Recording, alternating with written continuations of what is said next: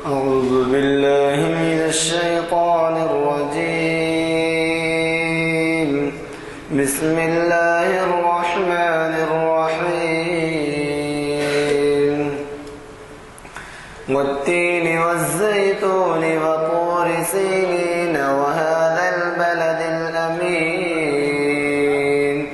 لقد خلقنا الإنسان في أحسن تقويم ثم رددناه أسفل سافلين إلا الذين آمنوا وعملوا الصالحات فلهم أجر غير مأمون. فما يكذبك بعد بالدين أليس الله بأحكم الحاكمين. صدق اللہ العظیم. کیا آپ واقف ہیں آج یہ شریعت انفارمیشن سروس کی 611ویں نشست ہے جو جامع مسجد عالیہ کے کانفرنس ہال میں بعد نماز عصر آج بتاریخ 11 جنوری 2016 مطابق 30 ربیع الاول 1437 ہجری منعقد ہو رہی ہے اور اسے مخاطب کر رہے ہیں اسلامک سٹڈیز کے بہت بڑے اسکالر پروفیسر سید راشد نسیم ندوی صاحب، جو اس سے پہلے بھی ذکر آ چکا ہے کہ پریزیڈنٹ کے ایوارڈ یافتہ ہیں اور بین الاقوامی شہرت رکھتے ہیں اپنے علم کی بنا پہ. تو انہوں نے جو عنوان دیا ہے وہ بہت ہی اہم عنوان ہے، کیونکہ ہم عام طور پہ واقف نہیں ہوتے کہ قوانین جو بنتے ہیں مختلف مقامات کے وہ کیا بنیاد پہ بنتے ہیں. جیسے مثلا ہندوستانی دستور جو بنایا گیا ہے وہ اس کے بارے میں کہتے ہیں کہ کئی مقامات کا کئی دستوروں کا سے اس میں گنجائشیں رکھی گئی ہیں اور مثالیں لی گئی. مگر یہاں شریعت جو ہے خدائی قانون ہے اور اس کا جو ہے جو بھی دائرہ ہے، جو بھی اس پر عمل ہوا ہے، جو بھی اس کے اوپر تحریکیں یا تعویلات ہوئی ہیں، یہ سب کے بارے میں اگر آپ غور کریں تو اس 1400 سال میں کسی بھی طرح کی اس میں ترمیم نہیں ہے، بلکہ جیسے جیسے وقت گزرتا گیا اس کے جو توضیحات ہوتے گئے، انٹرپریٹیشنز جسے کہتے ہیں، وہ بھی قانون کی شکل اختیار کر گئے. اور ہمارے لیے تو صرف شریعت سب سے بڑا قانون ہے، اور کوئی زمانہ ہو، کیسا ہو، آج ہو، ماضی ہو، مستقبل ہو، اس میں کسی قسم کی تبدیلی کا کوئی سوال نہیں ہے، گنجائش نہیں. اب میں زیادہ نہیں کہوں گا اس وجہ سے کہ ہم کو سننا ہے پروفیسر صاحب کو اور آپ ان کے خطاب کے منتظر ہیں. میں گزارش کروں گا کہ ہمارے آج کے مقرر صاحب شہ نشین پر تشریف لائیں اور اپنے ہی دیے ہوئے عنوان سے ہمیں استفادے کا موقع.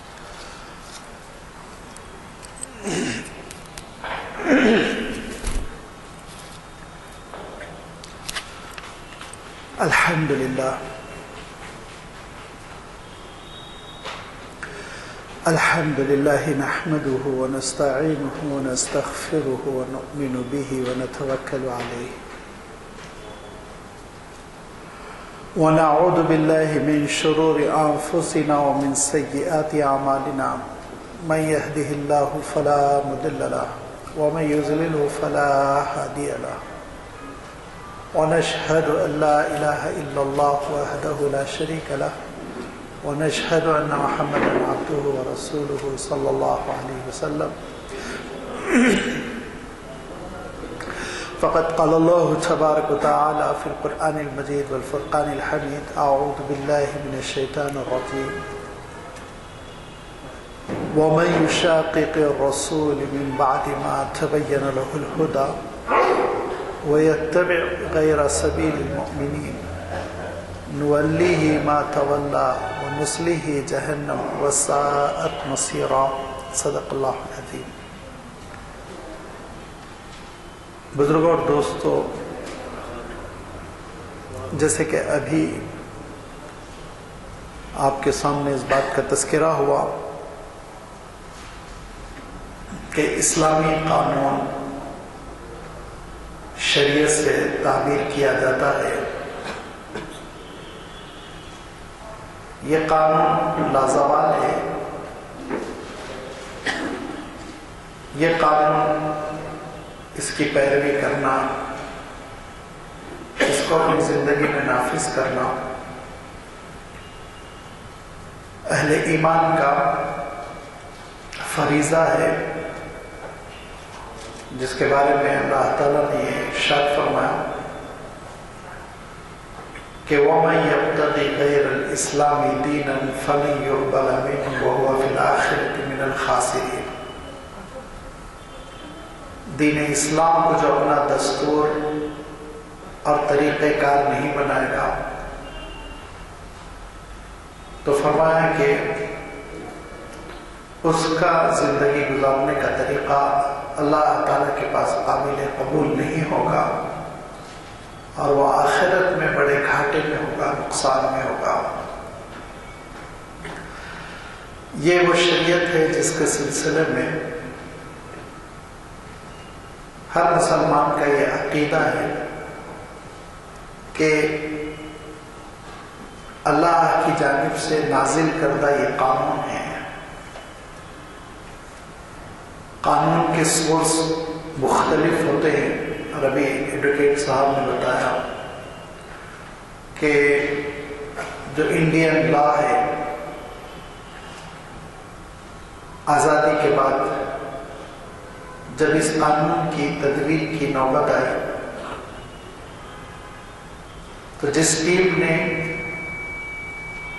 جس گروپ نے اس کو مدون کیا، جن میں نمایاں نام امبیڈکر جی کا آتا ہے، تو قانون وہ بھی انہوں نے سامنے رکھا جو انگریزوں کا بنایا ہوا تھا. قانون انہوں نے یورپین ممالک کا بھی سامنے رکھا. قانون انہوں نے گریک کا، یونان کا بھی سامنے رکھا. قانون انہوں نے روم کا وہ بھی سامنے رکھا. اور چونکہ انقلاب فرانس آ چکا تھا اور فرانس نے بھی دعویٰ کیا تھا کہ انہوں نے بھی بہت اچھا قانون بنایا ہے، اس سے بھی استفادہ کیا گیا. یہ انڈین کانسٹیٹیوٹ کے گویا کے سورسز ہے. شریعت اسلامی یا قانون یا شریعت کے مجموعہ قوانین کے جو مصادر ہیں، جو ماخذ ہے، جو سورس ہے، اس میں سب سے پہلی چیز اللہ کی کتاب ہے. قرآن مجید کیسا اس قانون کا سورس ہے، اس پہ مستقل میں گفتگو کر چکا ہوں. فقہا نے قرآن پاک سے کیسے استفادہ کیا، قرآن مجید سے کیسے دلیل پیش کی جاتی ہے، یہ سارے پہلو آپ کے سامنے آ چکے ہیں. اور پھر دوسری مجلس میں اسلامی قانون کا دوسرا سورس حدیث نبوی، اس پر بھی تذکرہ ہو چکا ہے. حضور اکرم صلی اللہ علیہ وسلم کے ارشادات شریعت سازی میں کیا اہمیت رکھتے ہیں، وہ بنیادی اہمیت کو بتلانے کے ساتھ حدیث شریف سے کیسے استفادہ ہوگا، اور علماء نے احادیث سے کیسے استدلال کیا، یہ ساری باتیں آپ کی خدمت میں رکھی جا چکی ہیں. اور لازمی بات ہے یہ اسلامی قانون کے دو اہم سورس کتاب اللہ اور سنت رسول اللہ، اس کی حجیت کے سلسلے میں کسی دلیل کی ضرورت نہیں ہے. اللہ تعالیٰ نے ارشاد فرمایا اطیعوا اللہ و اطیعوا الرسول. کتنے مقامات پر قرآن مجید میں یہ مطالبہ کیا گیا ہے.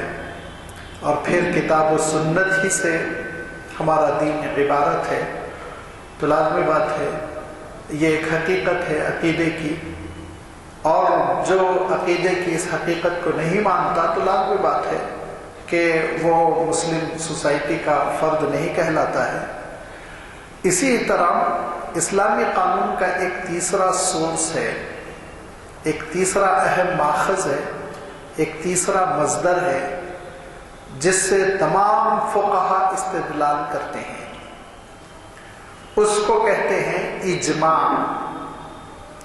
اجماع کے لفظی معنی جیسے کہ آپ خود اندازہ کر رہے ہوں گے کہ روٹ ورڈ میں جیم، میم، عین کا استعمال ہو رہا ہے، جمع۔ اجماع کے معنی ہوتے ہیں سب ایگری کر جانا، سب کے سب متفق ہو جانا۔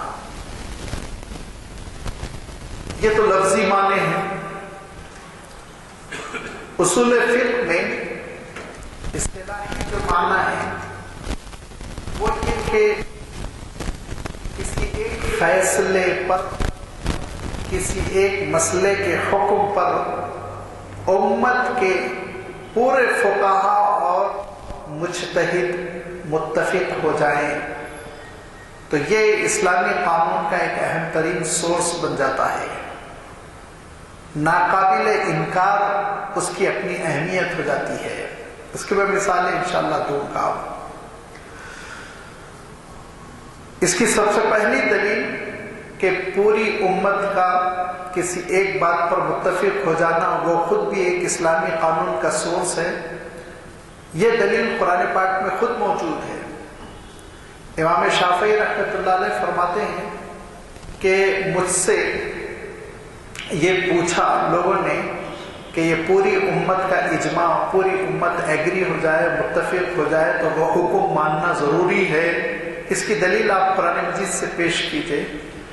امام شافعی رحمۃ اللہ علیہ فرماتے ہیں میں نے 3 دن متواتر قرآن پاک کی تلاوت کی اور ان 3 دنوں میں میں نے قرآن مجید کے 6 دور کیے، اور ان 6 دور کرنے کے بعد جو آیت میرے ذہن سے پیوستہ ہو گئی وہ آیت وہی ہے جس کو میں نے شروع میں آپ کے سامنے رکھا کہ اللہ تعالیٰ ارشاد فرماتا ہے وَمَن يُشَاقِقِ الرَّسُولَ مِن بَعْدِ مَا تَبَيَّنَ لَهُ الْهُدَىٰ، ہدایت کے آ جانے کے بعد جو رسول کے راستے کو چھوڑ کر دوسرا راستہ اختیار کرے گا، نمبر 1۔ نمبر 2 وَيَتَّبِعْ سَبِيلَ غَيْرِ الْمُؤْمِنِينَ، اور پوری امت کے راستے کو چھوڑ کر اپنے لیے نیا راستہ ایجاد کرے گا، نولی ما تولا، اسی رخ پر ہم اس کو آگے بڑھائیں گے، اور اس رخ پر آگے بڑھتے بڑھتے اس کا حشر کیا ہوگا؟ اس کا حشر یہ ہوگا نولی ما تولا ونصلیہ جہنم، یہاں تک کہ وہ چلتے چلتے جہنم تک پہنچ جائے گا، وہ ساعت مسیرہ، یہ اس کا برا ٹھکانہ ہوگا۔ ساری امت اگر کسی راستے کو اختیار کر رہی ہے، ساری امت اگر کسی بات پر متفق ہو رہی ہے تو امت کے مزاج کے خلاف، امت کے اتفاق کے خلاف چلنا نہ صرف یہ کہ امت کے اتحاد کو پارا پارا کرنا ہوتا ہے بلکہ گمراہی کو دعوت دینا ہوتا ہے۔ اگر ہم اس حقیقت کو سمجھیں تو امت کے اندر سے انتشار بہت حد تک نکل سکتا ہے۔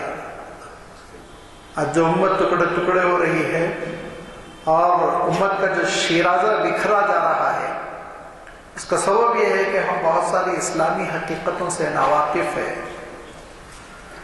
یہ امت کا مسئلہ یہ ہے کہ آپ حیرت کریں گے، انشاءاللہ میں کچھ حدیثیں بھی کوٹ کرنے والا ہوں، لیکن حضور اکرم صلی اللہ علیہ وسلم کی حیات طیبہ کا میں ایک واقعہ آپ کو بتلاتا ہوں کہ امت کے اتفاق کو اللہ کے رسول صلی اللہ علیہ وسلم نے کتنی اہمیت دی۔ جنگ بدر ہونے کے بعد اطلاعیں آئیں کہ مشرکین مکہ دوسرا حملہ کرنا چاہتے ہیں، تو حضور اکرم صلی اللہ علیہ وسلم نے صحابہ کو جمع کیا اور مشورہ فرمایا۔ حضور اکرم صلی اللہ علیہ وسلم کی رائے یہ تھی کہ مدینہ منورہ میں ڈیفنس کیا جائے، باہر نہ نکلا جائے، لیکن آپ صلی اللہ علیہ وسلم نے صحابہ سے اس انداز میں مشورہ کیا کہ گویا انہی کے اوپر ڈیپینڈ ہے، وہ جو رائے دیں گے اس پر عمل ہوگا۔ تو صحابہ نے جوش میں کہا کہ نہیں، ہم نکلتے ہیں، باہر نکل کے ہم دیکھیں گے اور اعتماد اس لیے بھی تھا کہ غزوہ بدر میں الحمدللہ بہت بڑی کامیابی مل چکی تھی 1 سال پہلے، اور حضور اکرم صلی اللہ علیہ وسلم کا قلبی رجحان یہ تھا کہ باہر نکل کر میدان میں جنگ نہ کی جائے، مدینے ہی کا ڈیفنس کر لیا جائے۔ لیکن جب حضور اکرم صلی اللہ علیہ وسلم نے صحابہ کی اس رائے کو دیکھا کہ سب مل کے ایک رائے دے رہے ہیں، تو آپ خاموشی سے اپنے حجرے میں تشریف لے گئے اور جنگی لباس پہن کر باہر تشریف لے آئے اور کہا کہ چلو اب چلیں گے۔ حضور اکرم صلی اللہ علیہ وسلم کے اس طرز عمل سے بعض صحابہ کو گھبراہٹ ہوئی کہ اللہ کے رسول صلی اللہ علیہ وسلم خاموشی سے گھر تشریف لے گئے، جنگی لباس پہن کر باہر تشریف لے آئے، تو آپ صلی اللہ علیہ وسلم کی طبیعت پر یہ بات ناگوار تو نہیں گزری۔ لہذا بعض سینئر صحابہ نے کہا اللہ کے رسول اگر آپ کی رائے یہ نہیں ہے تو اس کو آپ چھوڑ دیجیے، ہم باہر نہیں نکلیں گے، نہیں جائیں گے۔ تو حضور اکرم صلی اللہ علیہ وسلم نے ارشاد فرمایا نبی کے لیے زیبا نہیں کہ جب وہ جنگ کا لباس پہن لے تو اتار دے، اب جو ہونا تھا ہو گیا۔ تو سوچیے اب کہ اپنی امت اجتماعی طور پر ایک رائے دے رہی ہے تو آپ صلی اللہ علیہ وسلم نے اتنی اس کی رعایت فرمائی۔ یہ کیوں؟ یہ امت کو میسیج دینا تھا کہ اتفاق ایک عجیب و غریب نعمت ہے، اتحاد ایک بہت بڑی نعمت ہے، اور اس کے لیے حضور اکرم صلی اللہ علیہ وسلم نے کیا ارشاد فرمایا؟ اجماع کی جو دلیل ہے کہ اجماع ایتھینٹک ہے اور وہ حجت ہے شریعت اسلامی میں، ان دلیلوں میں قرآن پاک کی سورہ نساء کی آیت جس کو ابھی میں نے کوٹ کیا کہ وَمَن يُشَاقِقِ الرَّسُولَ مِن بَعْدِ مَا تَبَيَّنَ لَهُ الْهُدَىٰ وَيَتَّبِعْ غَيْرَ سَبِيلِ الْمُؤْمِنِينَ نُوَلِّهِ مَا تَوَلَّىٰ وَنُصْلِيهِ جَهَنَّمَ وَسَاءَتْ مَصِيرًا۔ اس کے بعد جو دوسری دلیل فقہا نے دی وہ یہ کہ حضور اکرم صلی اللہ علیہ وسلم ارشاد فرماتے ہیں لَن تَجْتَمِعَ أُمَّتِي عَلَى الضَّلَالَةِ، میری پوری امت کبھی گمراہی پر متفق نہیں ہو سکتی۔ اور اسی روایت کے دوسرے الفاظ بعض دوسری کتابوں میں یوں آتے ہیں کہ ان لم یکن اللہ لیجمع امتی علی الضلالہ، اللہ تعالیٰ میری پوری امت کو کبھی گمراہی پر جمع نہیں کرے گا۔ کچھ لوگ گمراہ ہو جائیں گے، نکل جائیں گے، یہ امکان ہے، لیکن ساری امت گمراہ ہو جائے اس بات کا امکان نہیں ہے۔ اور آپ صلی اللہ علیہ وسلم فرمایا کرتے تھے ید اللہ علی الجماعہ، یہ جو جماعت ہے میری امت کی اس پر اللہ تعالیٰ کا ہاتھ ہے، اللہ تعالیٰ کی تائید ہے۔ اور فرماتے تھے ما رآہ المسلمون حسنا فهو عند اللہ حسن، پورے کے پورے اہل ایمان اگر کسی چیز کو حسن اچھا اور عمدہ تصور کر رہے ہیں تو وہ اللہ کی نگاہ میں بھی اچھا ہے، اللہ تعالیٰ کے پاس بھی وہ پسندیدہ ہے، مقبول ہے۔ یہ وہ حضور اکرم صلی اللہ علیہ وسلم کے ارشادات ہیں جن کا پورا احاطہ لازمی بات ہے گفتگو میں نہیں کر سکتا ہوں، لیکن ان چند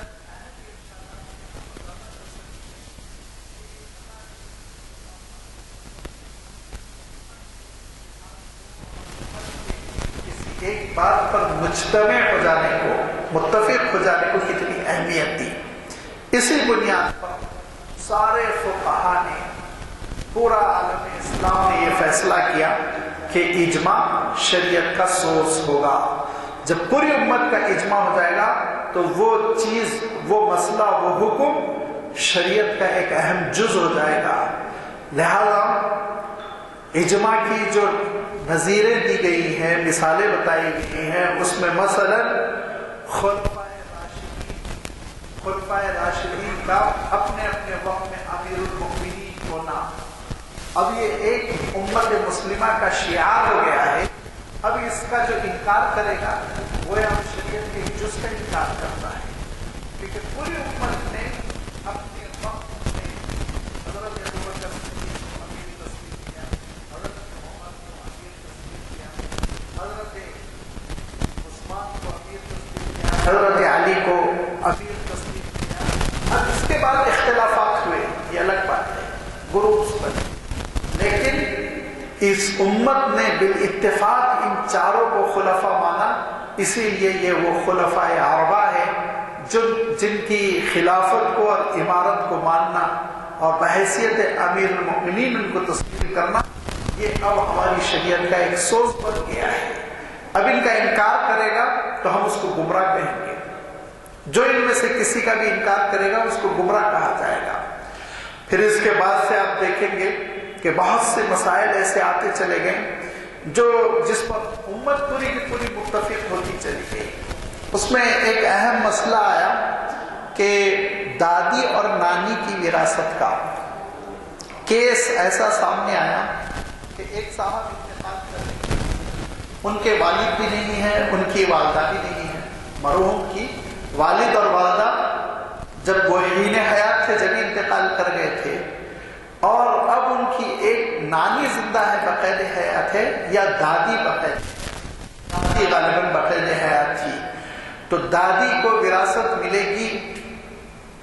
نہ قرآن مجید میں اس کا تذکرہ ہے، نہ حضور اکرم صلی اللہ علیہ وسلم نے وضاحت فرمائی، لیکن اس وقت پوری امت نے اجماع کیا اور اس بات پر ایگری ہو گئی کہ سدس یعنی 1/6 یہ دادی کو ضرور ملے گا جو ماں کا حصہ ہے۔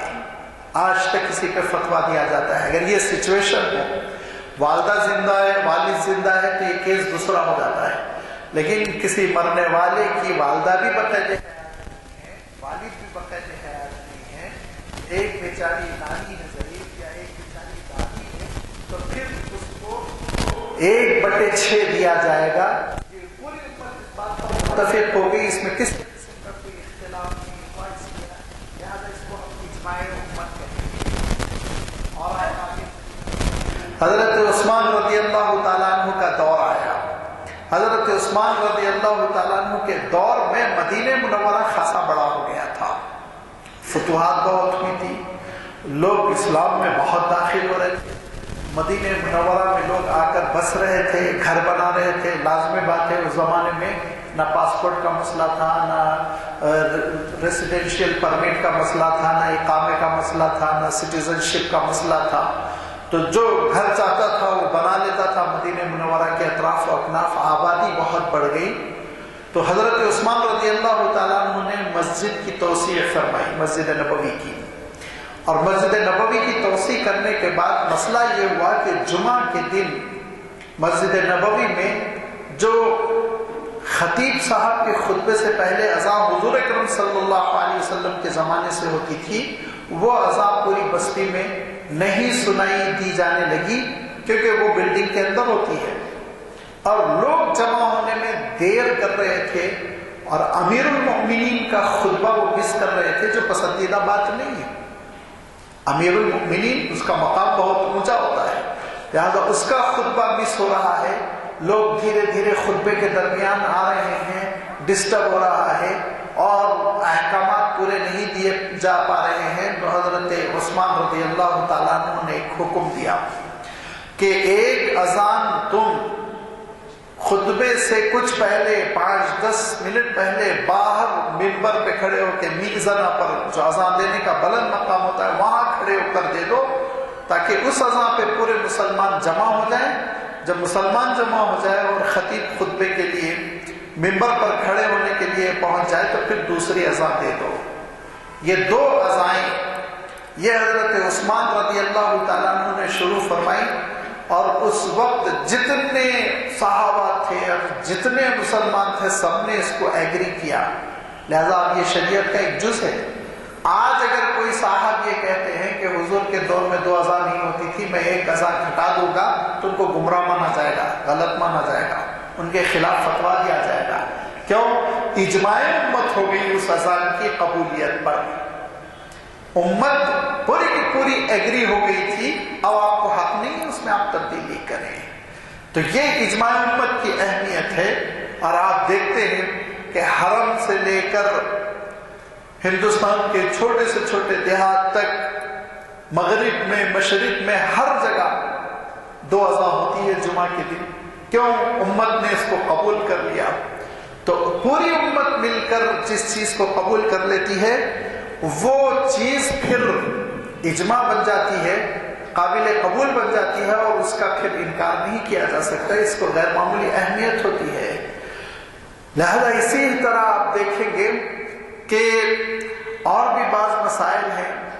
حضرت عمر بن عبدالعزیز رحمۃ اللہ علیہ خلیفہ بنے اور انہوں نے دیکھا کہ لوگ ذرا سا بٹ گئے ہیں. کچھ لوگوں کے دلوں میں حضرت عثمان کی زیادہ محبت ہے، وہ حضرت عثمان کے لیے دعا کر رہے ہیں. کچھ لوگوں کے دلوں میں حضرت علی رضی اللہ تعالیٰ عنہ سے زیادہ محبت ہے، وہ حضرت علی کے لیے دعا کر رہے ہیں خطبے میں. تو آپ نے جو خطبہ ثانی شروع کیا اس میں چاروں خلفاء کا نام لینا شروع کیا اور اخیر میں ایک آیت پڑھنی شروع کر دی. وہ آیت آپ جانتے ہیں کہ بہت مشہور آیت ہے، ان اللہ یأمر بالعدل والاحسان وایتاء ذی القربی وینہی عن الفحشاء والمنکر والبغی، کہ اللہ تعالیٰ تم کو حکم دیتا ہے کہ تم انصاف کی ڈگر پر چلو اور تم بے حیائی کا ارتکاب نہ کرو، ظلم و زیادتی نہ کرو. یہ خطبے میں کسی کا نام لینا، کسی کا نام نہ لینا، یہ کیفیت مناسب نہیں ہے. اسی لیے حضرت عمر بن عبدالعزیز نے اس کو شروع کیا. سارے مسلمانوں نے اس کو پسند کیا اور قبول کیا، اور حرم کی فضاؤں سے لے کر آج آپ کے وطن کی مساجد تک دیکھیں گے کہ چاروں خلفاء کے نام لیے جاتے ہیں. اور اس کے ساتھ ساتھ پھر وہ آیت آخر میں ضرور کوٹ کی جاتی ہے جو حضرت عمر بن عبدالعزیز نے شروع کی تھی، حضور کے دور سے نہیں. لیکن اگر آج کوئی یہ فتویٰ دے وہ آیت خطبے سے نکال دو تو ہم ان کے فتوے کو قبول نہیں کریں گے. کیوں؟ ہم کہیں گے اجماع امت ہے، پوری امت ایگری کر چکی ہے، لہذا آپ کا مزاج بگڑا ہوا ہے، آپ ایکسیپٹ نہیں کرنا چاہتے، ہم معافی چاہتے ہیں، ہم آپ کی رائے قبول نہیں کریں گے. پھر یہ سلسلہ آگے چلا اور اجماع امتی کی مثالوں میں سے میں آپ کے سامنے یہ مثال پیش کرنا چاہتا ہوں کہ اسلام پھیلتا چلا گیا الحمدللہ. اس نے روم اور ایران کی سرحدوں کو پار کیا، افغانستان اور افغانستان سے پھر سب کانٹیننٹ انڈیا جس کو آپ کہتے ہیں، بر صغیر جس میں کسی وقت بنگلہ دیش، پاکستان سب شامل تھے، یہاں بھی اسلام داخل ہو گیا اور مسلمان چائنا تک پہنچ گئے، مسلمان مغرب تک پہنچ گئے، اسپین کو انہوں نے آباد کر دیا اور سالوں گزرتے چلے گئے تو عربی زبان کا وہ کنٹرول نہیں رہ گیا جو ابتدائی دور میں تھا. اب مسلمان مختلف زبانوں کے بولنے والے بھی تھے، جیسے ہم لوگ اردو دان ہیں. جیسے آپ دیکھیں گے کہ بہت سارے مسلمان ترکی ہیں، ترکی بولتے ہیں، وہ عربی دان نہیں ہے. ایرانی ہیں، فارسی بولتے ہیں، عرب نہیں ہیں. افغانی ہیں، پشتو بولتے ہیں، عربی نہیں بولتے. آپ لسٹ بنا لیجئے، شاید 20 زبانیں ہوں گی جو اب مسلمانوں کی اپنی زبانیں ہیں جس میں وہ بات کرتے ہیں، لیکن الحمدللہ عملی طور پر پریکٹیکلی وہ اچھے مسلمان ہیں. یہ مسئلہ کھڑا ہوا آج سے تقریباً 300 سال پہلے کہ قرآن مجید کا ترجمہ مسلمانوں کے لیے کیا جائے. اس میں علماء کی رائے مختلف ہو گئی اور بعض علماء گھبرا گئے اور انہوں نے کہا کلام اللہ کو دوسرے انسانوں کی زبان میں کیسے شفٹ کیا جا سکتا ہے؟ یہ اللہ کا کلام ہے، یہ انسانی کلام نہیں ہے، ترجمہ کیسے ہو سکتا ہے؟ لازمی بات ہے جب ٹرانسلیشن ہوگا، ترجمہ ہوگا تو الفاظ جو ہے مترجم کے ہوں گے، اللہ تعالیٰ کے نہیں ہوں گے.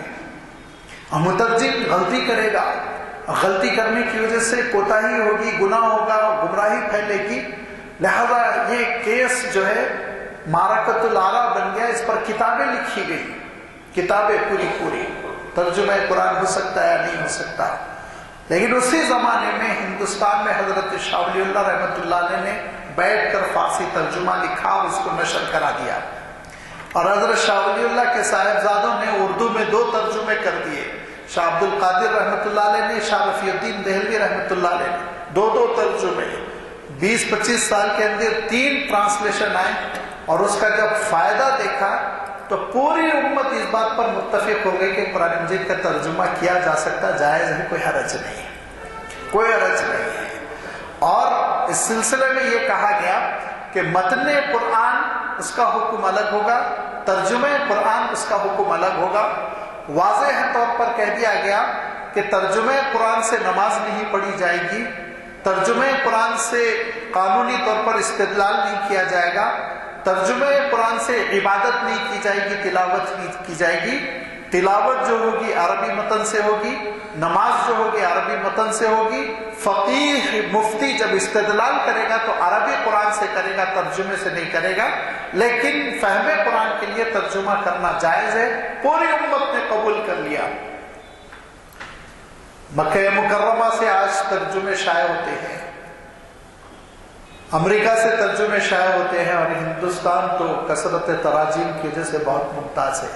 تو معلوم یہ ہوا کہ اب یہ اجماع امت ہے۔ اب اگر کوئی صاحب یہ کہتے ہیں کہ ترجمہ کرنا جائز نہیں تو ان کی بات ناقابل قبول ہوگی، ان کی بات ریجیکٹ کر دی جائے گی، مسترد کر دی جائے گی۔ کیوں؟ اس لیے کہ شریعت اسلامی کا تیسرا اہم ماخذ وہ اجماع امت ہے، اور جب اجماع امت کسی مسئلے پر ہو گیا تو پھر اس کے خلاف انحراف جائز نہیں ہوتا۔ اور آگے بڑھیے، اس کے کچھ دنوں کے بعد حضرت شاہ ولی اللہ رحمۃ اللہ علیہ کی بھی وفات ہو گئی، انگریز ہندوستان میں داخل ہو گئے۔ جب کسی انسان کا بدن کمزور ہو جاتا ہے تو ڈاکٹرز جانتے ہیں کہ اس پر پھر امراض بھی بہت تیزی سے حملہ کرتے ہیں، بیکٹیریاز بہت تیزی سے حملہ کرتے ہیں، بیماریاں رہ کے ابھر کے آتی ہیں۔ ہندوستان کی امت مسلمہ کا جسم بہت کمزور ہو گیا، انگریزوں کا دور حکومت ہے، 70,000 علماء کو سولی پہ لٹکایا جا چکا، اور اس کمزوری کے زمانے میں لازمی بات ہے کہ بیکٹیریاز کا جیسے حملہ ہوتا ہے جراثیم کا، اور ناسور پیدا ہوتے ہیں، جسم میں زخم پیدا ہوتے ہیں، بیماریاں پیدا ہوتی ہیں، ایسی بہت ساری بیماریاں پیدا ہوئیں۔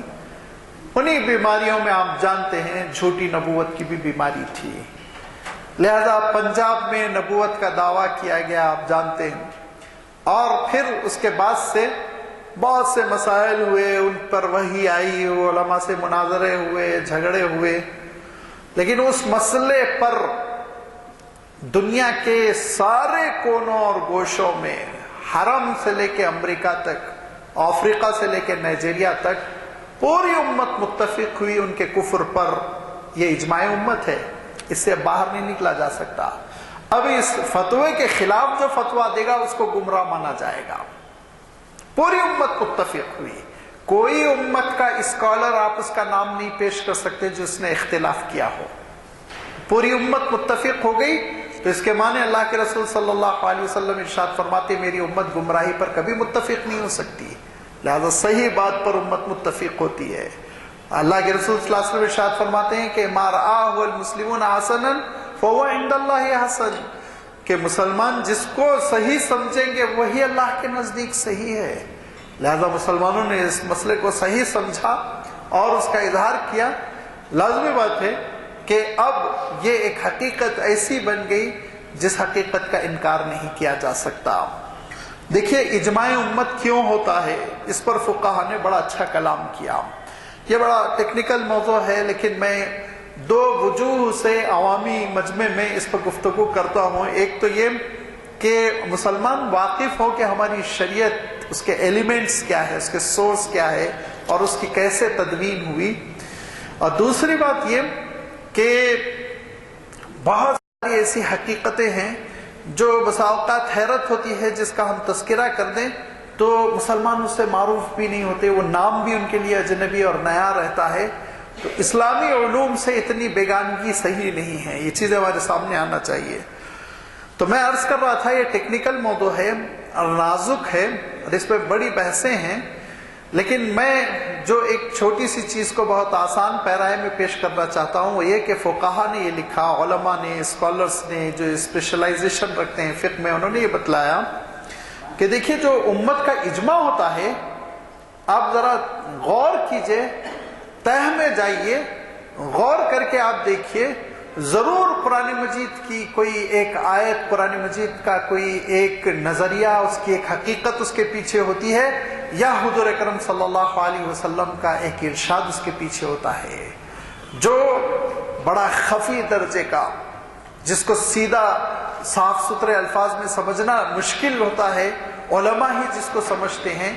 لہذا اب جب آپ یہ دیکھیں گے کہ یہ پوری کی پوری امت متفق ہوئی، آخری مسئلے ہی کو میں لیتا ہوں کہ ختم نبوت کے انکار کرنے والے کو وہ مسلم نہ جانا جائے، غیر مسلم جانا جائے، یہ امت پوری کی پوری کیوں متفق ہوئی؟ اس کے پیچھے جو راز سربستہ ہے وہ یہ ہے کہ آپ دیکھیں گے کہ اللہ تعالیٰ نے امت کو اصلاً حضور اکرم صلی اللہ علیہ وسلم کی شخصیت پر جوڑا ہے، اور اسی لیے اللہ تعالیٰ نے ارشاد فرمایا کہ دیکھو محمد، تم میں سے نرینہ اولاد میں سے کسی کے والد نہیں، لیکن وہ نبیوں کے سلسلے کو ختم کرنے والے ہیں۔ کیوں؟ اس لیے اب آپ ذرا سوچئے، ہر صدی میں ایک نبی پیدا ہوتا چلا جائے تو امت کے کتنے ٹکڑے ہوں گے؟ آپ اندازہ کیجئے امت کے کتنے ٹکڑے ہوں گے۔ اور آگے دیکھیے آپ کہ ہر صدی میں ایک نبی تو پیدا ہو، وہ سچا ہے کہ جھوٹا ہے، اس کو جانچنے میں امت کے اندر کتنی لڑائیاں ہوں گی۔ آپ سوچئے، سر پھٹاول ہو جائے گا، ٹکڑے ٹکڑے ہو جائے گی امت، اور کانفیڈنس امت کتنا کھو دے گی، اعتماد کس قدر کھو دے گی، کیونکہ ہمیشہ ڈر لگا رہے گا کہ یہ صاحب اگر نبی ہے اور ہم ان کی مخالفت کر رہے ہیں تو ہم تو تباہ ہو جائیں گے۔ لہذا امت کا سکون درہم برہم، امت کا اعتماد ختم، امت کے اندر انتشار، امت کے ٹکڑے ٹکڑے۔ اسی لیے اللہ تعالیٰ نے یہ کلیئر کر دیا تھا کہ اللہ کے رسول آپ صلی اللہ علیہ وسلم آخری رسول ہے۔ جب اللہ تعالیٰ نے یہ کلیئر کیا تو اس کے انکار کرنے والے کے ساتھ اس سختی کے ساتھ پیش آنا امت کا کہ پورے مل کر اس کو کافر قرار دینا، وہ صرف اسی لیے ہے کہ امت کو ٹکڑے ٹکڑے ہونے سے بچایا جائے، یہ امت محمدیہ بکھر کر نہ رہ جائے۔ تسبیح کی ڈوری جب ٹوٹتی ہے تو دانے کیسے بکھرتے ہیں، بالکل ختم نبوت کی ڈوری کٹے گی تو یاد رکھیے دانے بکھر کر رہ جائیں گے۔ لہذا امت جو اجماع کرتی ہے، پوری کی پوری امت کسی بات پر متفق ہوتی ہے، تو یاد رکھیے اس کے پیچھے ایک بہت بڑی دینی حقیقت ہوتی ہے جس کو عوام الناس نہیں سمجھ پاتے، لیکن اسکالرز سمجھتے ہیں، علماء سمجھتے ہیں، اور اسی لیے وہ پورے شد و مت کے ساتھ فیصلہ کرتے ہیں۔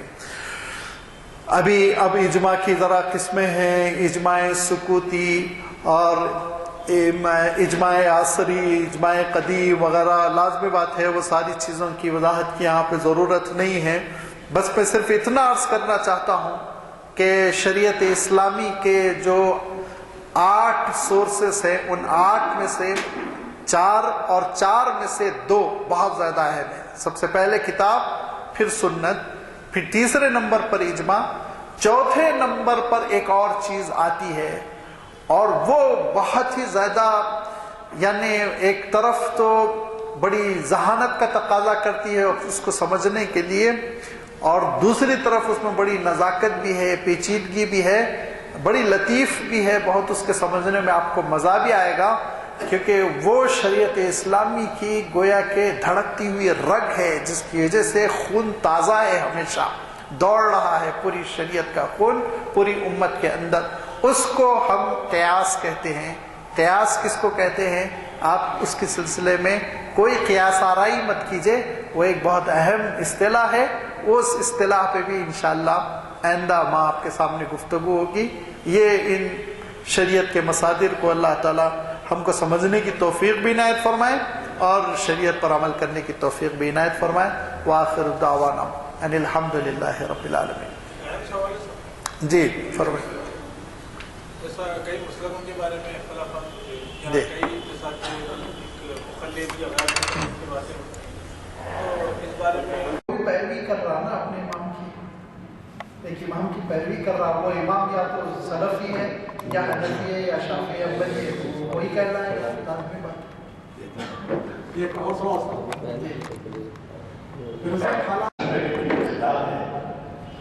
وہ بھی بہت اہم خطاب ہے، اور اس اقبالیات کے بڑے اسکالر جناب محمد ضیاء الدین نیّر صاحب، جنہوں نے اس سے پہلے بیان کیا تھا لیکن وہ شرکت نہیں کر سکے تھے، وہ مخاطب کر رہے ہیں آرزو ماں جناب مصطفیٰ، تو ذرا خیال رکھیں، حضور صلی اللہ علیہ وسلم سے متعلق عنوان ہے، شرکت فرمائیں، اور جیسے کہ آپ واقع ہیں ابھی ربیع الاول کا مہینہ ختم ہوا، آج جو ہے